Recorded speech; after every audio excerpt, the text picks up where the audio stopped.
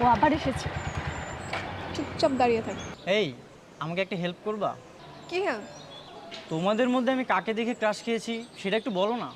বলে তো কোনো লাভ নেই, আপনি কাকে দেখেছেন সেটা আপনাকে নিজেই খুঁজে বের করতে হবে। এখন বিরক্ত করবেন না, যান এখান থেকে।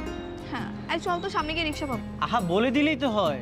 আমি তো আর তোমাদের দুইজনকে ভালোবাসবো না, আমার শুধু একজনকেই দরকার, যাকে দেখে ক্রাশ খেয়েছি তাকে। আপনি খুঁজতে খুঁজতে ড্রেনে পড়ে যান, তাতে আমাদের কিচ্ছু আসে যায় না।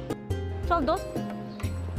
আমি কিন্তু তোমাদের পিছু ছাড়বো না, যতক্ষণ পর্যন্ত না জানবো ততক্ষণ পর্যন্ত কিন্তু তোমাদের পিছু পিছুই ঘুরবো। দোস্ত শুন, ওই ছেলেটাকে যেভাবে আমরা তাড়ি দিয়ে আসলাম, ও তো বাসায় গিয়ে সব বলে দিবে। হ্যাঁ, তা তো বলবেই। একটা কাজ করি, চল কি কাজ? তুই আর আমি মিলে পালিয়ে যাই।